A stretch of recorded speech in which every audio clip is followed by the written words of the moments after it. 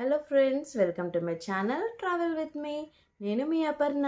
అందరూ ఎలా ఉన్నారు? నేనైతే చాలా చాలా బాగున్నానండి.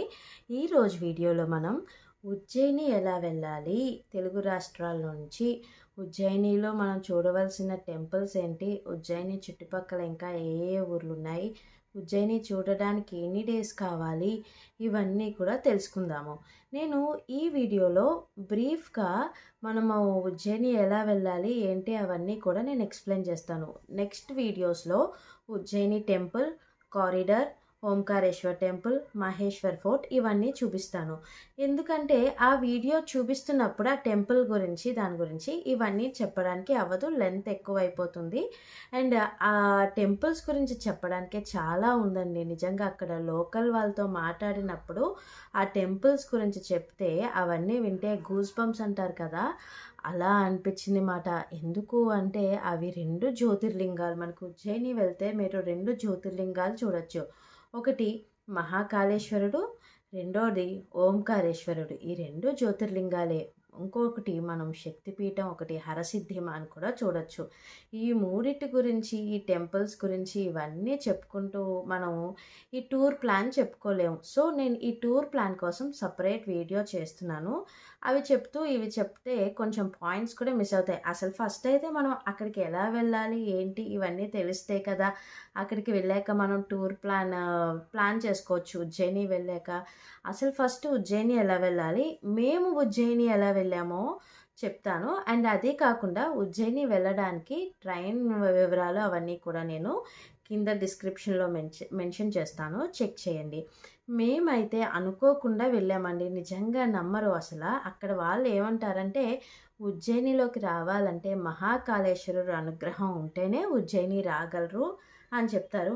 మాకైతే అమ్మవారి అనుగ్రహంతో మేము ఉజ్జయిని వెళ్ళామని చెప్పచ్చండి. మేము ఆ రోజు ఆహాలో సర్వం శక్తిమయం అని శక్తిపీఠాల గురించి ఒక బ్యూటిఫుల్ మూవీ ఉంటుంది. అది చూస్తున్నాము. అది చూస్తున్నప్పుడు అక్కడ కరెక్ట్గా హరసిద్ధి మా టెంపుల్ చూపిస్తూ ఉంటారు.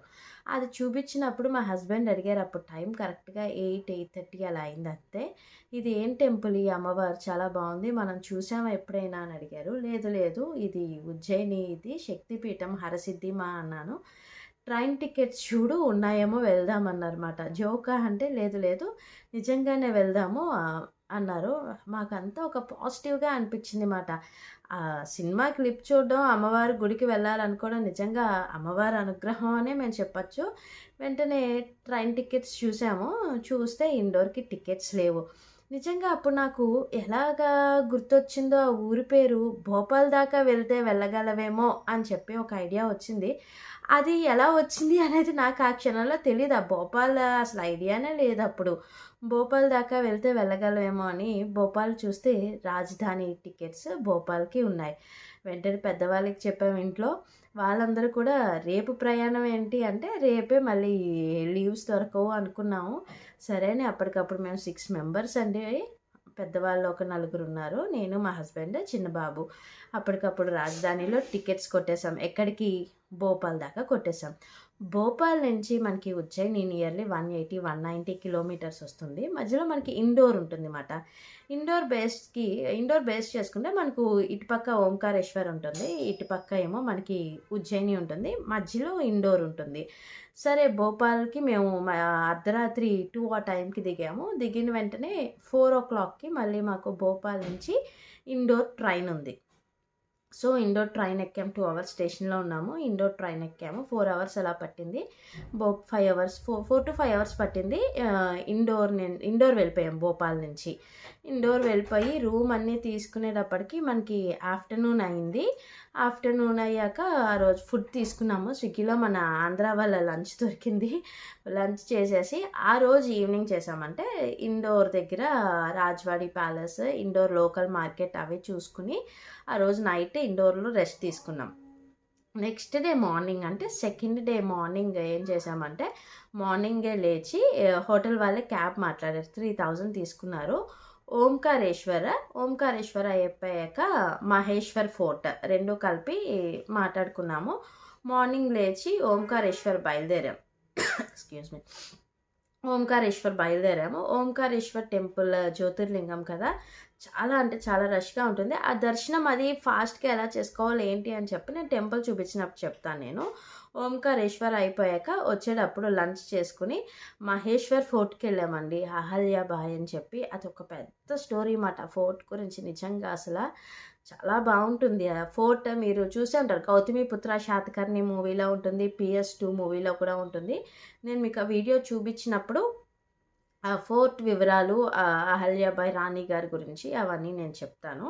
సో, అవన్నీ చూసుకొని ఇండోర్ వచ్చేటప్పటికి నైట్ అయిపోయింది.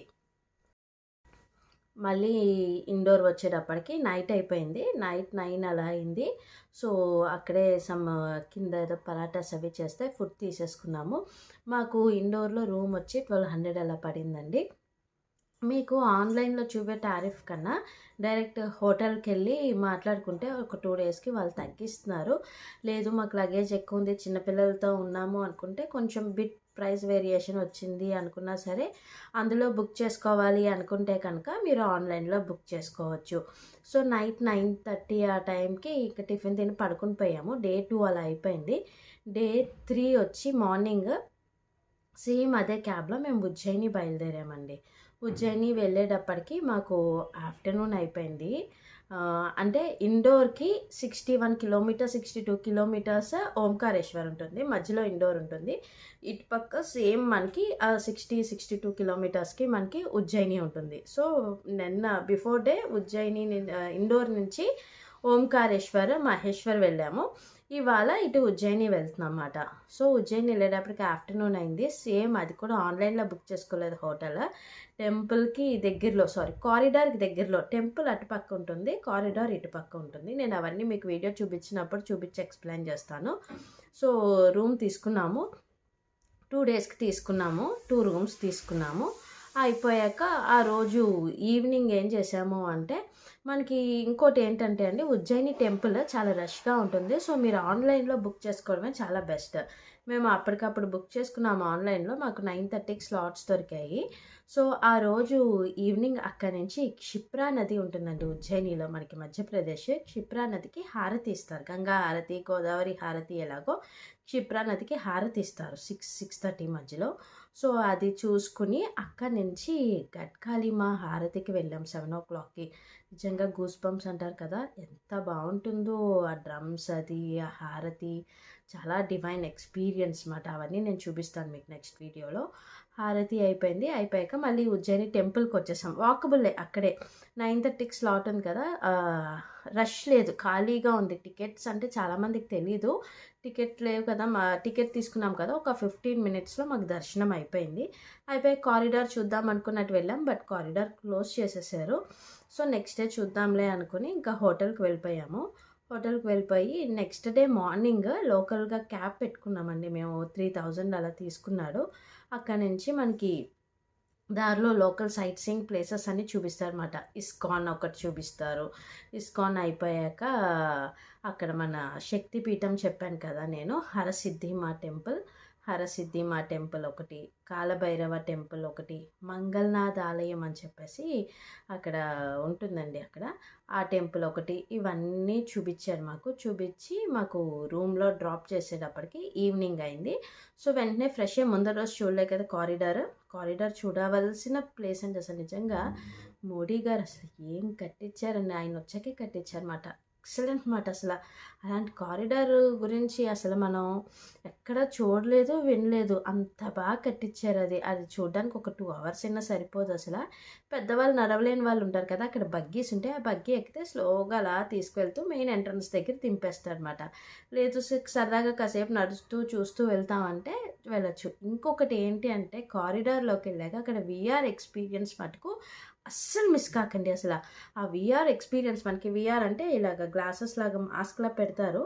అక్కడ టెంపుల్‌లో ఏం జరుగుతుందో మనం ఇక్కడి నుంచి చూస్తాం. నేనైతే నిజంగా అక్కడ టెంపుల్‌లోనే ఉన్నాననుకుని ఇళ్ళలో దండాలు పెట్టేస్తూ ఉంటానమాట. మనం ఇలా కదులుతూ ఉంటే ఆ టెంపుల్ కూడా మనకి అలా కనిపిస్తూ ఉంటుంది.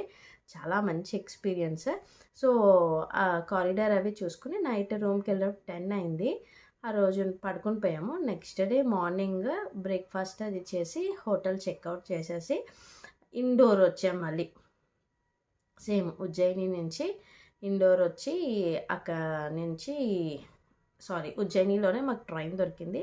ఉజ్జయిని నుంచి భోపాల్ వచ్చేసి భోపాల్ నుంచి ఈవినింగ్ మనకి విజయవాడకి ట్రైన్, సేమ్ రాజధాని.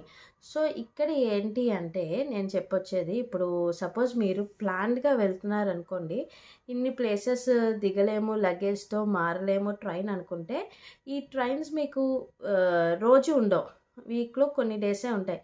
దాని ప్రకారం ప్లాన్ చేసుకోండి. ఉజ్జయిని నుంచి డైరెక్ట్ విజయవాడ అయితే విజయవాడ, హైదరాబాద్ అయితే హైదరాబాద్. అండ్ ఇంకొక ఆప్షన్ వచ్చి మీకు ఉజ్జయిని నియరెస్ట్ మీకు ఇండోర్ నుంచి ఆప్షన్స్ ఎక్కువ ఉంటాయి, ట్రైన్స్ రోజు ఉంటాయి. 65 కిలోమీటర్స్ అంటే ఇండోర్ అండ్ ఉజ్జయిని. ఇండోర్ వచ్చేసి ఇండోర్ నుంచి డైరెక్ట్ ట్రైన్ ఎక్కచ్చు. ఫ్లైట్లో వచ్చే వాళ్ళైతే నియరెస్ట్ ఎయిర్పోర్ట్ వచ్చి మీకు ఇండోర్ అండి. ఇండోర్ బేస్ చేసుకుని మీరు ఉజ్జయిని, ఓంకారేశ్వర్ అది తిరిగినా మీరు 2 డేస్లో అన్నీ కవర్ చేసేయచ్చు.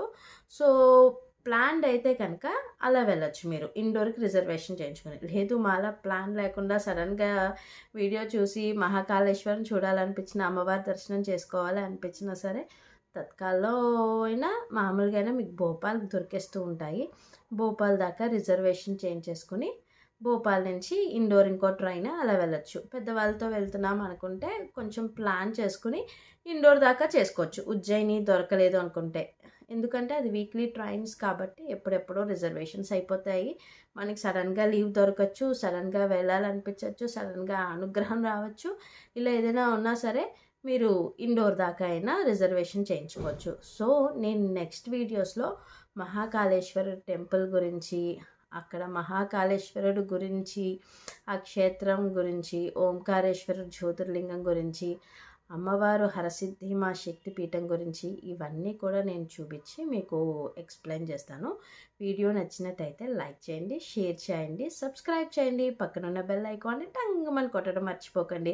అండ్ లైక్ చేయండి ఎందుకు చెప్తామంటే, మీరు లైక్ చేస్తే ఈ వీడియో వేరే వాళ్ళకి కూడా యూస్ఫుల్ అయిన వాళ్ళకి కనిపిస్తుంది, యూట్యూబ్ పైకి తీసుకొస్తుంది అన్నమాట. సో ఎవరైనా ట్రావెల్ చేయాలి అనుకున్నప్పుడు వాళ్ళకి ఈజీగా కనిపిస్తూ ఉంటుంది. సో వీడియో చూసాక లైక్ చేయడం మర్చిపోకండి. Signing off.